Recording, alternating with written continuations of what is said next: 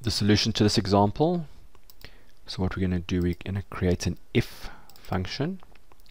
So first thing we're going to do is the test. The test is that cell over there? And we're told it's bigger than or equals to. So we do that with a bigger than and an equal sign. And I'm going to point at that cell there. I'm going to put dollar signs on here, because when we copy it down, I need it to continually look at that cell. If it is true that it's bigger than the amount here, I'm going to say take that amount and multiply it by the 5%. I'm going to put in dollar signs again because I always want it to look here. If it's not, I'm going to put a 0. So when I say okay, that person gets nothing.